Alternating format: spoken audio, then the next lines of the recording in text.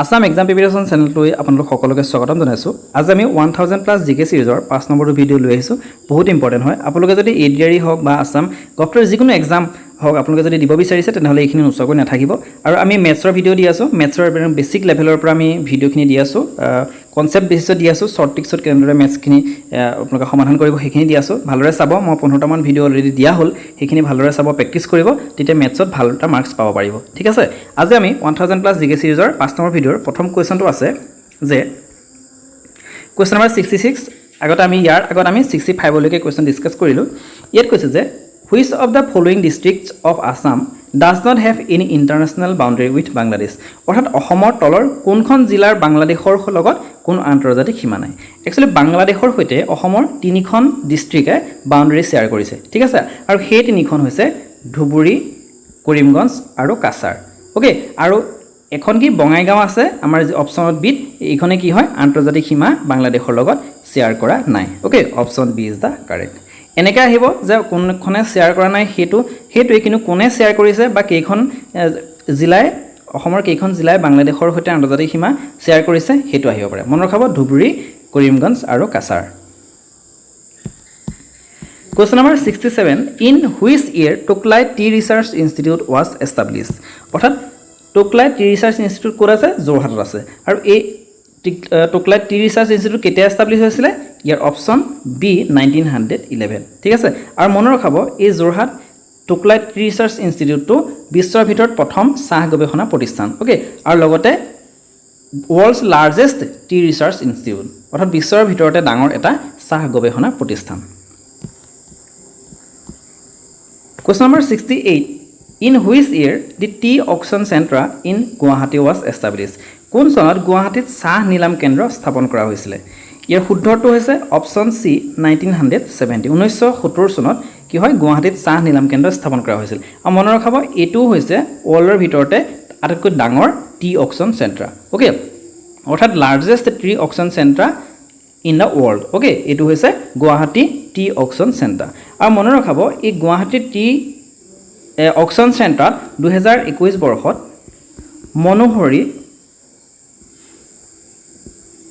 মনোহৰী gold T okay মনোহৰী gold T কি হৈছিলে 99,999 টকাত নিলাম হৈছিলে। অ'কে। 2021 চনৰ ডিচেম্বৰ মাহত মনোহৰী গ'ল্ড টিয়ে কি কৰিছে? মনোহৰী গ'ল্ড টি কি হয় 99,999 টকালৈকে নিলাম হৈছে, প্ৰায় 1 লাখ টকালৈকে। মনত ৰখাব এই টিটোৰ নাম মনত ৰখাব, চাহৰ নামটো মনত ৰখাব মনোহৰী গ'ল্ড টি। Question number 69 the longest bridge in India Dhola Sadiya bridge is build over which river? ভাৰতৰ আটাইতকৈ দীঘল দলং, ইয়াৰ লেংথটো কিমান? মনত ৰখাব 9.15 কিলোমিটাৰ। ঠিক আছে। 9.15 কিলোমিটাৰ। আৰু এই ধলা শদিয়া দলংখন অৰ্থাৎ ভূপেন হাজৰিকা সেতু কোনখন নদীৰ ওপৰত নিৰ্মাণ কৰা হয়? ইয়াৰ শুদ্ধটো হৈছে অপশ্যন বি লোহিত। বহুতে ব্ৰহ্মপুত্ৰ বুলি ভাবে। একচুৱেলি ব্ৰহ্মপুত্ৰৰ লোহিত হৈছে এখন ট্ৰিবিউটৰী। আৰু সেই ট্ৰিবিউটৰীখন ব্ৰহ্মপুত্ৰ যেতিয়া পৰিছেহি তাৰ আগতেই কি হয় সেই লোহিত নদীৰ ওপৰত এই ধলা শদিয়া দলংখন নিৰ্মাণ কৰা হৈছে। আৰু ধলা শদিয়াই কি হয় দলংখনে কি হয় আমাৰ অৰুণাচলৰ লগত আমাৰ অসমক কানেক্ট কৰে। 70 which river separates Karbi plateau with Naga hills? কোনখন নদীয়ে কাৰ্বি মালভূমিক নগা পাহাৰৰ সৈতে পৃথক কৰে? বহুত ইম্পৰ্টেণ্ট হয়। Option C Dhansiri. এই ধনশিৰি নদীখনে কি হয় কাৰ্বি প্লেটুক অৰ্থাৎ কাৰ্বি মালভূমিক নগা পাহাৰৰ সৈতে পৃথক কৰিছে। অ'কে। আৰু মনত ৰাখিব এই যিখন ধনশিৰি নৈখন আমাৰ গোলাঘাটৰ প্ৰধান নৈ হয়। আৰু সেই গোলাঘাটৰ মাজেৰে বৈ আহিছে। আৰু সেই ধনশিৰি নৈখনৰ উৎস ক'ত আহিব পাৰে? ধনশিৰি নৈখন অৰিজিনেটছ ক'ত অৰ্থাৎ ক'ত উৎপত্তি হৈছে? মনত ৰখাব Laichang peak of Nagaland. Okay. Laichang peak of Nagaland. নাগালেণ্ডৰ লাইচাং পিকত এই ধনশিৰি নৈখনৰ উৎপত্তি হৈছে। আৰু গোলাঘাটৰ মাজেৰে বৈ আহি পেলাই ক'ত পৰিছেহি? ব্ৰহ্মপুত্ৰত পৰিছে, অৰ্থাৎ ব্ৰহ্মপুত্ৰৰ এখন ট্ৰিবিউটৰী। কুৱেশ্যন নম্বৰ 71 ইয়াত কৈছে দি অনলি ৰামচৰ ছাইট দীপৰ বিল, অৰ্থাৎ অসমৰ এখনেই ৰামচৰ ছাইট আছে, সেইখন হৈছে Deepor Beel. Was declared as bird sanctuary in which year? অৰ্থাৎ একমাত্ৰ ৰামচৰ স্থান দীপৰ বিল কোন বছৰত পক্ষী অভয়াৰণ্য হিচাপে ঘোষণা কৰা হৈছিলে? ইয়াৰ শুদ্ধটো হৈছে অপশ্যন ডি 19 1989 ওকে 1989 চনত দীপৰ বিলক কি হয় পক্ষীয় অভয়াৰণ্য হিচাপে ঘোষণা কৰিছিলে আৰু মনৰ খবৰ ৰামচৰ ছাইট অসমৰ একমাত্ৰ ৰামচৰ ছাইট হৈছে দীপৰ বিল আৰু এই ৰামচৰ ছাইট দীপৰ বিলক কেতিয়া মানে ৰামচৰ ছাইট হিচাপে ঘোষণা কৰিছে মনৰ খবৰ 2002 চনত ৰামচৰ ছাইট হিচাপে ঘোষণা কৰিছিলে দীপৰ বিলক Question number 72 Which places Litchi gets geographical indication GI tag for first time in Assam অৰ্থাৎ কোন স্থানৰ লিচুৱে অসমত প্ৰথমবাৰৰ বাবে লাভ কৰিছে জিঅ'গ্ৰাফিকেল ইণ্ডিকেশ্যন অৰ্থাৎ GI tag এয়া হৈছে অপশ্যন বি তেজপুৰৰ লিচি অৰ্থাৎ তেজপুৰৰ উৎপাদন কৰা যি লিচু সেই লিচুৱে কি কৰিছে লিচুৱে জিঅ'গ্ৰাফিকেল ইণ্ডিকেশ্যন অৰ্থাৎ GI tag লাভ কৰিছিলে আৰু মনত ৰাখিব কেতিয়া জিঅ'গ্ৰাফিকেল ইণ্ডিকেশ্যন অৰ্থাৎ GI tag লাভ কৰিছিলে হেতু আহিব পাৰে 2013 চনত ওকে তেজপুৰৰ লিচুৱে 2013 চনত GI tag লাভ কৰিছিলে আৰু আমাৰ এই বছৰ কাজি নেমুৱে GI tag লাভ কৰিছে আৰু কাজি নেমু GI tag হিচাপে আছেই কিন্তু কাজি নেমুক আমাৰ ৰাজ্যিক অৰ্থাৎ অসমৰ ৰাজ্যিক ফল ৰূপে স্বীকৃতি দিছে অসম চৰকাৰে আৰু কিমান কেতিয়া স্বীকৃতি দিছিলে মোৰ খবৰ 12 ফেব্ৰুৱাৰী 2024 এই 2024 বছৰে এটো কাৰেন্ট এফেয়াৰ্ছৰ কোৱেশ্চনত আহিব পাৰে 2024 বছৰে 12 ফেব্ৰুৱাৰীত ঘোষণা কৰিছে যে অসমৰ ৰাজ্যিক ফল কাজি নেমু কোৱেশ্চন নম্বৰ 73 ইয়াত আছে যে how many biosphere reserves are there in Assam অসমত কিমানখন জৈৱমণ্ডল সংৰক্ষিত অঞ্চল আছে ইয়াৰ শুদ্ধটো হৈছে অপশ্যন এ দুখন অসমত দুখন জৈৱমণ্ডল সংৰক্ষিত অঞ্চল আছে আৰু ইয়াৰ সেই দুখনৰ নাম কি মনৰ খাব মানস বায়োস্ফিয়াৰ ৰিজাৰ্ভ আৰু এখন হৈছে ডিব্ৰু চৈখোৱা আৰু এইখন নেশ্যনেল পাৰ্ক আৰু এইখনক কি হয় বায়োস্ফিয়াৰ ৰিজাৰ্ভ হিচাপে ঘোষণা কৰিছিলে ঠিক আছে আৰু এটো আহিবৰে অসমত কিমানখন টাইগাৰ ৰিজাৰ্ভ আছে টাইগাৰ ৰিজাৰ্ভ মনৰ খবৰ টাইগাৰ ৰিজাৰ্ভ আমাৰ 4খন আছে কি আহিব পাৰে কোন কেইখন কাজিৰঙা মানস ওৰাং আৰু নামেৰি ঠিক আছে 74 full form of NEFA NEFA নেফাৰ সম্পূৰ্ণ ৰূপ কি ইয়াৰ সম্পূৰ্ণ হৈছে নৰ্থ ইষ্ট ফ্ৰণ্টায়াৰ এজেন্সি অৰ্থাৎ অপশ্যন কোনটো হ'ব option B north east frontier agency okay এটা নৰ্থ ইষ্ট ফ্ৰণ্টায়াৰ এজেন্সি কেতিয়া গঠন হৈছিলে মোৰ খাব এই নেফা গঠন হৈছিলে 1954 ওকে তেতিয়া নৰ্থ ইষ্ট ফ্ৰণ্টায়াৰ এজেন্সি আছিলে আৰু 1972 okay 1970 north east frontier agency কি হ'ল এখন ইউনিয়ন টেৰিটৰি অৰ্থাৎ কেন্দ্ৰীয় শাসিত অঞ্চল ৰূপে পৰিগণিত হ'ল আৰু সেইখনৰ নাম হ'ল অৰুণাচল প্ৰদেশ অৰ্থাৎ north east frontier এজেন্সিক Arunachal Pradesh হিচাপে নামাকৰণ কৰা হ'ল আৰু কেতিয়া নামাকৰণ কৰা হ'ল 1972 আৰু তেতিয়া কি হয় ইয়াক এখন ইউনিয়ন টেৰিটৰি অৰ্থাৎ কেন্দ্ৰীয় শাসিত অঞ্চলৰ ৰূপে ঘোষণা কৰিছিল আৰু 1987ত কেন্দ্ৰীয় শাসিত অঞ্চলৰ পৰা ডাইৰেক্ট পূৰ্ণ ৰাজ্য হিচাপে স্বীকৃতি পাইছিল অৰ্থাৎ এখন সম্পূৰ্ণ ৰাজ্য হিচাপে অৰুণাচল প্ৰদেশক স্বীকৃতি দিছিলে 1987 Question number 75 When was the Assam Tea Company of Assam established okay অৰ্থাৎ প্ৰথম চাহ কোম্পানীটোৰ নাম হৈছে আসাম টি কোম্পানী ওকে আৰু ইয়াৰ প্ৰতিষ্ঠা কেতিয়া হৈছিল ইয়াৰ প্ৰতিষ্ঠা হৈছিল অপশ্যন বি 1839 ওকে অসম চাহ কোম্পানী এইটোই আছিল ওয়াৰ্ল্ডৰ ফাৰ্ষ্ট চাহ কোম্পানীটো নাম হৈছে আসাম টি কোম্পানী আৰু ইয়াৰ এষ্টাবলিছ হৈছিল 1839 ওকে আৰু প্ৰথম চাহ বাগান কেতিয়া এষ্টাবলিছ কৰিছিল অৰ্থাৎ প্ৰথম চাহৰ খেতি এষ্টাবলিছ চাহ বাগান হিচাপে অৰ্থাৎ টি গাৰ্ডেন হিচাপে এষ্টাবলিছ কৰিছিল 1837 আৰু কোড কৰিছিল ডিব্ৰুগড় চবুৱাত ওকে ডিব্ৰুগড়ৰ চবুৱাত প্ৰথমখন চাহ বাগিচা প্ৰতিষ্ঠা কৰিছিল 1837ত আৰু ইয়াৰ পৰা চাহ উৎপাদন কৰিবৰ কাৰণে চাহ কোম্পানীটো গঠন কৰিছিল 1839ত Question number 76 ইয়াত কৈছে যে when was the Jorhat district carved out of Shivsagar শিৱসাগৰৰ পৰা কেতিয়া যোৰহাট জিলা পৃথক কৰা হৈছিল অৰ্থাৎ আগলৈকে শিৱসাগৰৰ যোৰহাট এখন ডিস্ট্ৰিক্টে আছিল আৰু 1983 কি হয় যোৰহাট আৰু শিৱসাগৰ দুখন পৃথক জিলা হিচাপে ঘোষণা কৰিছিল ওকে অৰ্থাৎ দুখন সেপাৰেট ডিস্ট্ৰিক্ট কেতিয়া হৈছিল 1983 ওকে আৰু ইয়াতে আৰু এটা মনত ৰাখব এই 1976 ত কি কৰিছিল লখিমপুৰ আৰু ডিব্ৰুগড় তেতিয়া দুইখনক একেলগে লখিমপুৰ ডিস্ট্ৰিক্ট বুলি জনা গৈছিল আৰু তেতিয়া কি হয় লখিমপুৰৰ পৰা ডিব্ৰুগড়ক পৃথক কৰা হৈছিলে ওকে ডিব্ৰুগড় কেতিয়া চনত কিমান চনত লখিমপুৰ আৰু ডিব্ৰুগড় ছেপাৰেট হৈছিলে 1976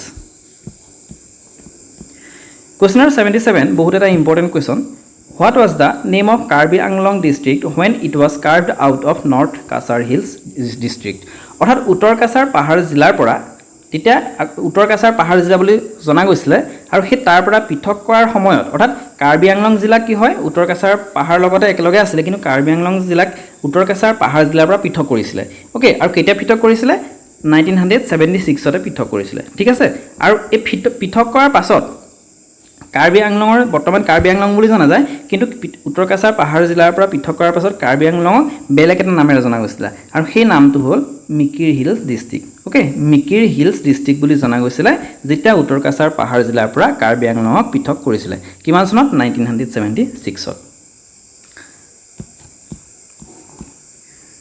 Question number 78 Which of the following district of in Assam is smallest by area অসমৰ তলৰ কোনখন জিলা ক্ষেত্ৰফলৰ ফালৰ পৰা আটাইতকৈ সৰু অৰ্থাৎ মাটিকালিৰ ফালৰ পৰা আটাইতকৈ সৰু এইখন হৈছে আমি সকলোৱে জানো নিশ্চয় option D south Salmora Mankachar আৰু লগতে মনত ৰাখিব জনসংখ্যাৰ ফালৰ পৰাও এইখন সৰু ওকে জনসংখ্যাৰ ফালৰ পৰাও অৰ্থাৎ এইখন জিলাত অসমৰ টোটাল জিলাইখনৰ ভিতৰত এইখনত জনসংখ্যাৰ পৰিমাণটো আটাইতকৈ কম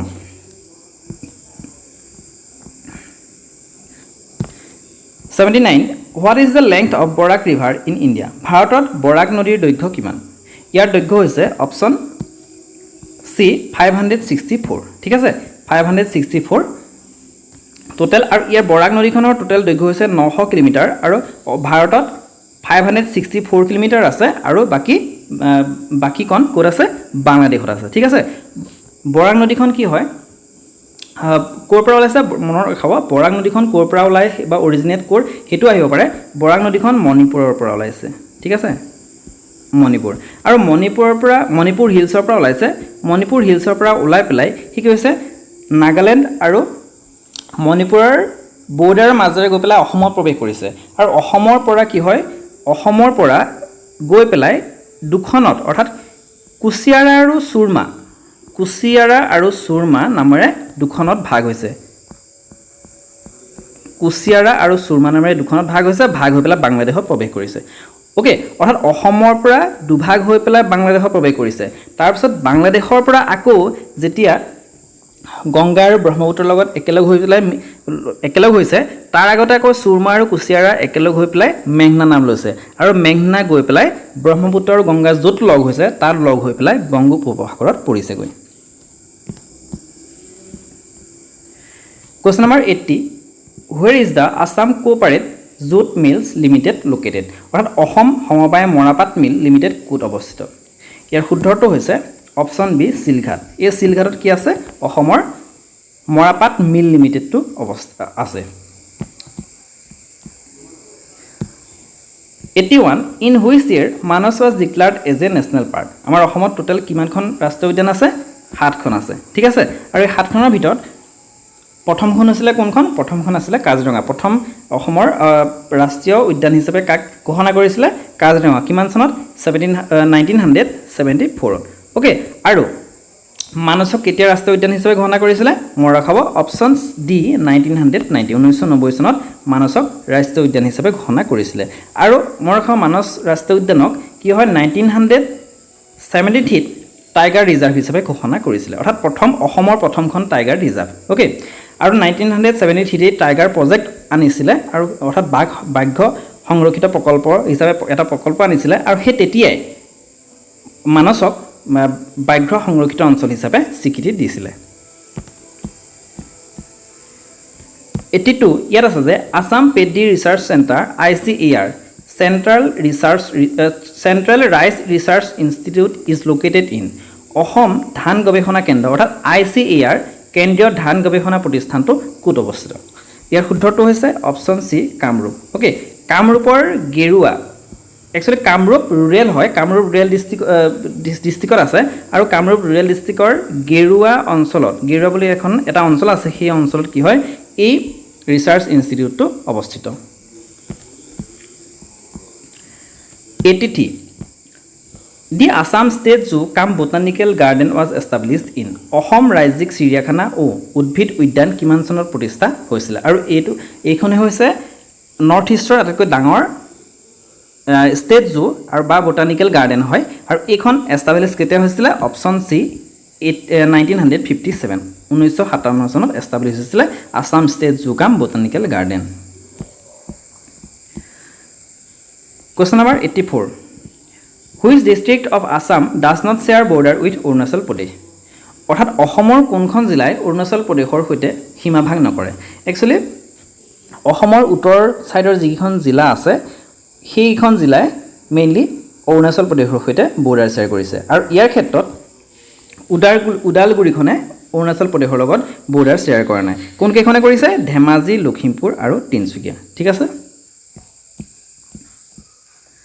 আমাৰ আজি একেবাৰে শেষৰটো question the river Barak originates from অৰ্থাৎ বৰাক নদীখন ক'ৰ পৰা উৎপত্তি হৈছে ইয়াৰ শুদ্ধটো হৈছে অপশ্যন এ মণিপুৰ ওকে মণিপুৰৰ মণিপুৰ হিলছ মই ইয়াৰ আগত এটা কোৱেশ্চনত কৈছিলো মণিপুৰ হিলছৰ পৰা এই বৰাক নদীখন আহিছে আৰু আহি পেলাই কি হয় মণিপুৰ আৰু নাগালেণ্ডৰ বৰ্ডাৰৰ মাজেৰে আহি পেলাই অসমত প্ৰৱেশ কৰিছে আৰু অসমৰ পৰা কি কৰিছে অসমৰ পৰা যেতিয়া বাংলাদেশত প্ৰৱেশ কৰিছে দুখন নৈত অৰ্থাৎ কুছিয়াৰা আৰু সুৰমা নামেৰে দুখন নৈত ভাগ হৈছে আৰু ভাগ হৈ পেলাই বাংলাদেশত প্ৰৱেশ কৰাৰ পাছত পুনৰ আকৌ যেতিয়া গংগা আৰু ব্ৰহ্মপুত্ৰৰ লগত একেলগ হৈছেগৈ তাৰ আগতে আকৌ কুছিয়াৰা আৰু সুৰমা একেলগ হৈ পেলাই মেঘনা নাম লৈছে আৰু মেঘনা নাম লৈ পেলাই গংগা আৰু ব্ৰহ্মপুত্ৰৰ সৈতে একেলগ হৈ পেলাই বংগোপসাগৰত পৰিছেগৈ ঠিক আছে আজিৰ ভিডিওটো আপোনালোকে নিশ্চয় ভাল পালে যদি ভাল পাইছে লাইক কমেন্ট শেয়াৰ কৰিব আৰু লগতে যদি কোনোবা নতুন হয় তেনেহলে চেনেলটো সাবস্ক্ৰাইব কৰি দিব ঠিক আছে আৰু মেথছৰ আমি ভিডিও দি আছো এইখিনি আপোনালোকে চাব